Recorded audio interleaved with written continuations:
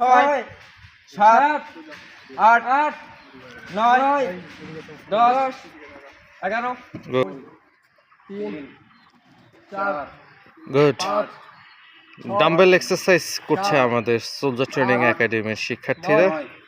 10, dumbbell দিয়ে এই এক্সারসাইজগুলো আমরা আমাদের হাতের মাসেলে শক্তি বিল্ড আপ করতে পারবো এবং সেক্ষেত্রে আমরা বিম এবং পুশ আপটা খুব সহজেই দিতে পারবো।